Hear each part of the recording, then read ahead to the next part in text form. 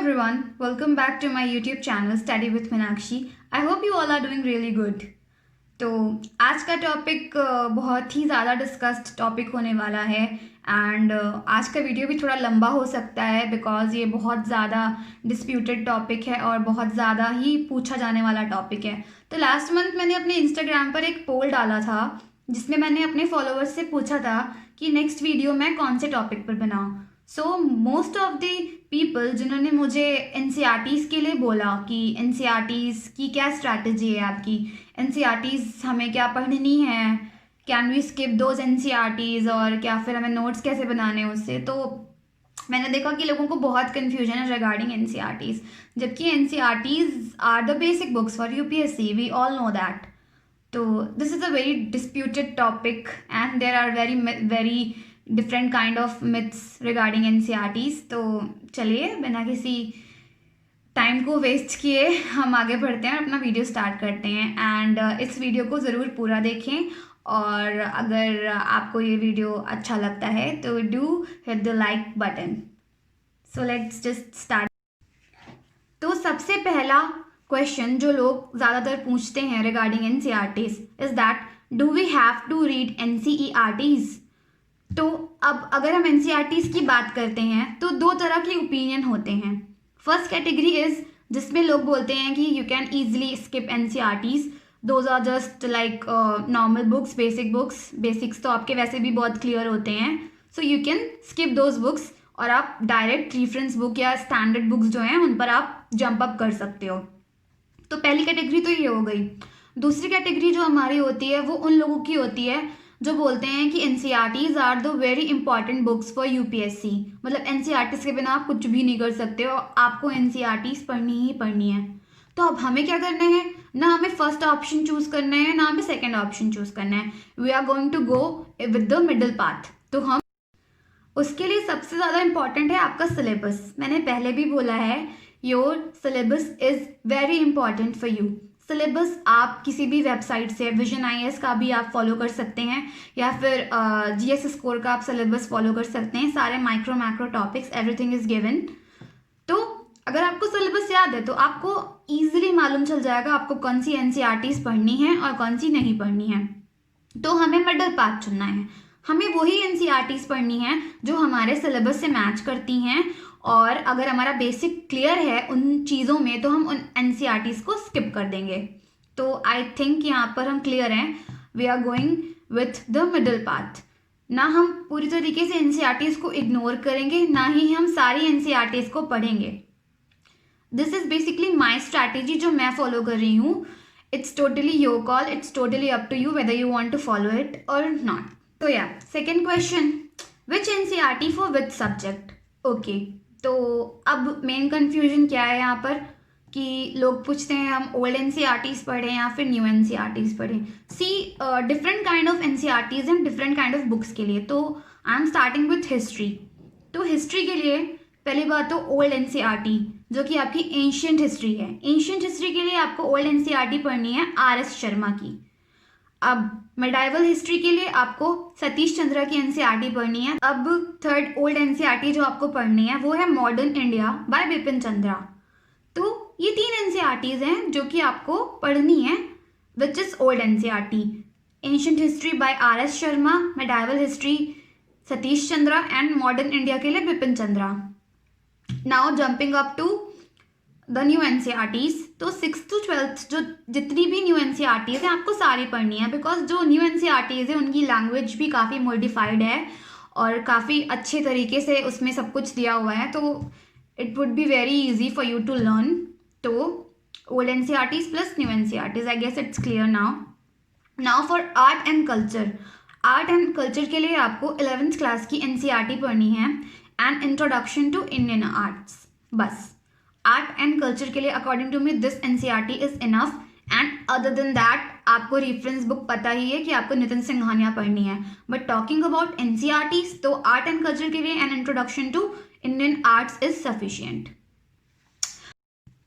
अगर कोई सब्जेक्ट है यूपीएससी में जिसके लिए NCERTs are most important so that subject is geography.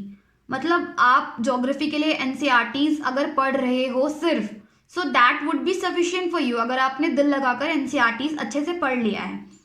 तो ज्योग्राफी में आपको 6 to 12 पूरी एनसीईआरटीज पढ़नी है, जिसमें से 11th and 12th की जो एनसीईआरटी है that is Indian physical environment and fundamentals of physical geography. These two NCERTs are very very much important for you. तो ये तो आपको पढ़ना ही पढ़ना है, आप इन एनसीईआरटीज को बिल्कुल भी स्किप नहीं कर सकते हो। Now coming up to polity. Polity के लिए बहुत सारे लोग बोलते हैं कि आपको 6 to 12 की एनसीईआरटीज पूरी कवर करनी है, but here I am talking about my strategy, my perspective. So मेरा बेसिक पॉलिटी को लेकर काफ़ी क्लियर है, बिकॉज मेरा जो ग्रेजुएशन बैकग्राउंड है that too is from political science and ancient history. So my basics are very much clear for NCERT. And अगर आपको बेसिक में कोई भी प्रॉब्लम नहीं है एनसीईआरटी के लिए, सो बेस्ट एडवाइस है आपके लिए कि आप 11th की एनसीईआरटी कॉन्स्टिट्यूशन एट वर्क ये पढ़ सकते हो, एंड इसके बाद आप सीधे लक्ष्मीकांत पर जा सकते हो। मतलब आपके लिए ये बुक बहुत सफिशिएंट है, इसके अलावा आपको कुछ पढ़ने की ज़रूरत नहीं है एनसीईआरटी से। इफ़ अगर आपके बेसिक्स क्लियर हैं, एकदम जो प्योर बेसिक्स होते हैं वो आपके क्लियर हैं, तो आपको बस 11th की एनसीईआरटी पढ़नी है, constitution at work. And next subject is economics. Economics के लिए 9th to 12th की जो एनसीईआरटी आती है, और उसमें सबसे ज़्यादा इम्पॉर्टेंट जो है हमारी इंडियन इकोनॉमिक डेवलपमेंट। इस बुक को तो आप रट लो एक तरीके से, because this book is very important. तो 9th to 12th, क्योंकि 6 से हमारा इकोनॉमी होता नहीं है, तो 9 से आता है। जो आर्ट्स बैकग्राउंड के बच्चे हैं उन्हें पता होगा कि 9 से आता है। 9 to 12 हमारी इकोनॉमी की बुक्स हैं, तो आप 9 to 12 की पूरी इकोनॉमी की बुक पढ़ सकते हो, ठीक है।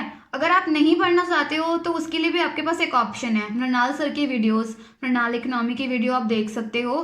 तो मृणाल सर ने उसमें आपकी एनसीईआरटीज भी कवर की हैं, तो आई डोंट थिंक कि आपको एक डीप रीडिंग लेने की ज़रूरत है इन एनसीईआरटीज की, बट फिर भी फॉर अ सेफर साइड आप एनसीईआरटीज पढ़ लो 9 to 12। और so next is science and tech. Science and tech के लिए 6 to 10th की एनसीईआरटी सब बोलते हैं, 6 to 10th एनसीईआरटी आप पढ़ सकते हो साइंस एंड टेक के लिए। बाकी science and tech is basically about current affairs, जो भी आपके न्यूज़पेपर में आर्टिकल आ रहा है साइंस एंड टेक से रिलेटेड, उसको ज़्यादा अच्छे तरीके से आप कवर करो। और उसके साथ जो आपकी मंथली मैगजीन आ रही है साइंस एंड टेक के लिए, वो भी आप अच्छे से पढ़ो। तो हाँ, अगर आपके बेसिक्स क्लियर नहीं है साइंस एंड टेक के लिए, तो आप बिल्कुल 6 to 10th की एनसीईआरटीज पढ़ सकते हो।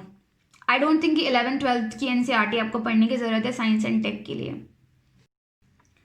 सो लास्ट वन है सोसाइटी। सोसाइटी के लिए 11th and 12th की एनसीईआरटीज आप पढ़ सकते हो, बस 11th and 12th की एनसीईआरटीज आपके लिए सफिशिएंट है सोसाइटी कवर करने के लिए इन NCERT portion. So I guess मैंने सब बता दिया है, history, art and culture, geography, polity, economy, science and tech and society. So I guess अभी आपके डाउट्स क्लियर होंगे। मैं डिस्क्रिप्शन बॉक्स में सारे एनसीईआरटीज मेंशन कर दूंगी, वेदर इट्स ओल्ड एनसीईआरटीज और न्यू एनसीईआरटीज सब्जेक्ट वाइज, आप चेक कर सकते हो एक बार। So our third question is how to read NCERTs. हमें एनसीईआरटीज को कैसे पढ़ना है, तो आज मैं आपको एनसीईआरटीज पढ़ के दिखाने जा रही हूँ कि आपको एक्चुअल में अपनी एनसीईआरटीज कैसे पढ़नी है। So this is our past third, this is a history NCERT book. तो मैं आपको दिखाऊंगी कि इसे आपको कैसे रीड करना है। You always need to remember that आपको एनसीईआरटीज की एटलीस्ट 3 रीडिंग्स देनी ही देनी है। जो आपकी फर्स्ट रीडिंग होगी उसमें आपको एनसीईआरटीज को जस्ट लाइक अ नॉवल पढ़ना है। You just have to read it like a novel. कुछ भी मार्क नहीं करना है, कुछ भी नहीं करना है, बस एक नॉवल जैसे पढ़ना है पूरे टॉपिक्स को। और एक बार आपके जब फर्स्ट रीडिंग कंप्लीट हो जाती है, उसके बाद आपको एक पेंसिल लेनी है। सो मैं आपको दिखाती हूँ। जैसे आप पढ़ रहे हैं when people rebel 1857 and after, तो जब आप पढ़ रहे हैं तो आपको एक पेंसिल अपने हाथ में लेनी है, और जब आप पढ़ते हैं तो आपको जो भी इम्पोर्टेंट लगता है आप उसको पेंसिल से मार्क करते हुए चलते हैं, ठीक है।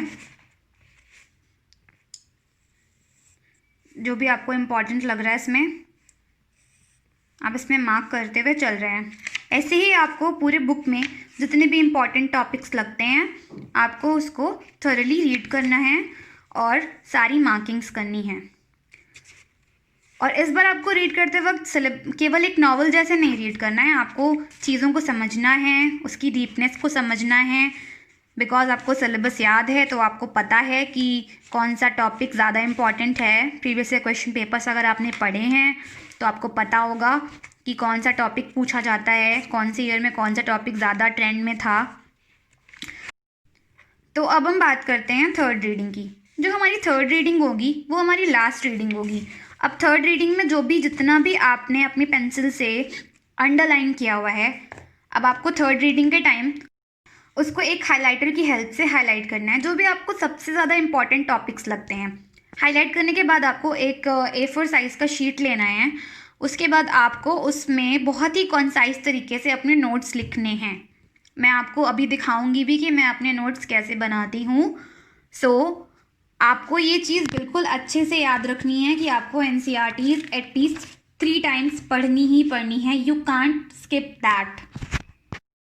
So the fourth question is how to make notes out of NCERTs। तो अब हम नोट्स बनाएंगे। तो मैं आपको एक छोटा सा एग्जांपल दूंगी कि आपको एक्चुअल में अपने नोट्स कैसे बनाने हैं। तो देखिए, बहुत सारे तरीके होते हैं नोट्स बनाने के। लीनियर मेथड होता है, फ्लो चार्ट्स मेथड होता है, माइंड मैपिंग मेथड होता है। तो basically I prefer mind mapping methods. इससे आपके जो नोट्स होते हैं वो काफ़ी छोटे होते हैं और आपको रिविजन में प्रॉब्लम नहीं आती है।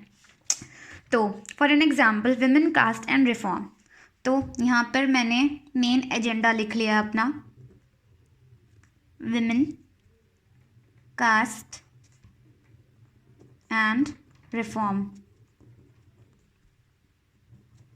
मैंने इसको अपना सेंटर एजेंडा बनाया, ठीक है।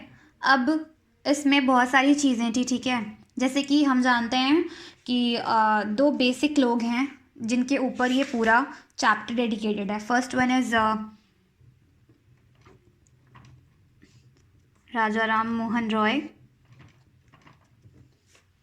And second one is Swami Dayanand Saraswati. I'm so sorry if video is not clear because I'm holding my phone in the other hand. So sorry for this.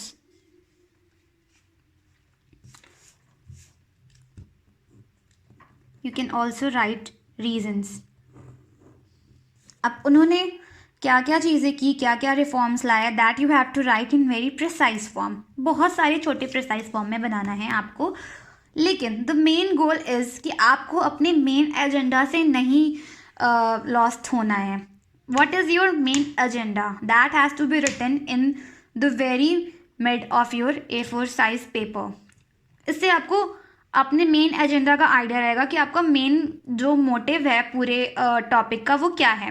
Then आप माइंड मैपिंग की हेल्प से सारे जो topics हैं उनको बहुत प्रिसाइजली लिख सकते हैं, और जब आप रिविजन करेंगे तो आपको बहुत ईजी हो जाएगा वो रिवाइज करने में। एंड सेकेंडली वो बहुत ज़्यादा अपीलिंग भी लगेगा जब आप अपने टॉपिक्स को हाईलाइट करेंगे, और इस तरीके से वो विजुअली बहुत ज़्यादा अपीलिंग लगेगा और आपको पढ़ने में भी बहुत मज़ा आएगा। आप लीनियर मेथड भी यूज़ कर सकते हैं, but I basically don't find it much appealing. तो मेरा तो यही मेथड है नोट्स बनाने का, that I use mind mapping method.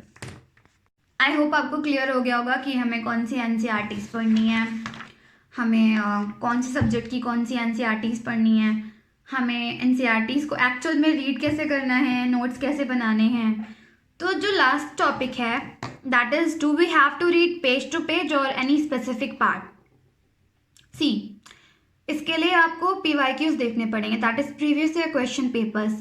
एक बार जाओ लास्ट 10 ईयर्स के 5 ईयर्स के सारे क्वेश्चन पेपर देखो, प्रीलिम्स के, मेंस के।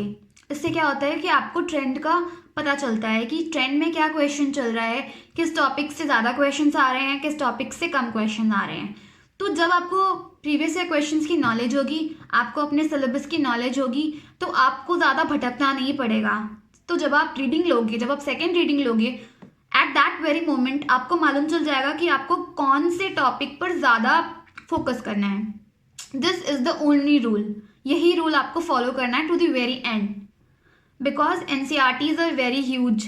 कुछ NCERTs आपको पूरी 6 to 12th पढ़नी है, कुछ 11th 12th की पढ़नी है, कुछ 9th to 12th पढ़नी है।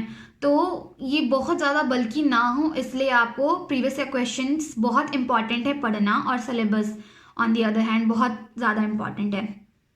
तो ऐसा बिल्कुल भी नहीं है कि आपको NCERTs स्किप करनी है। NCERTs are very important, but it's totally up to you कि आप उन NCERTs को कैसे पढ़ते हो, आप आइडियाज़ को कैसे इन्गल्व करते हो। सो आई गेस मैंने बहुत सारे जो क्वेश्चंस मुझसे पूछे गए थे सबको मैंने आंसर कर दिया है। इफ़ अगर ऐसा कोई डाउट है जो आपको लगता है कि कवर नहीं हुआ है तो आप मुझसे कमेंट बॉक्स में पूछ सकते हैं। And if you want to follow me on Instagram then you can follow me. मैंने अपनी आईडी यहाँ पर लिख दी है and link will be given in the description box. So thank you for watching and stay tune and stay updated. Till then मिलते हैं next video में। Bye bye, take care, have a productive week.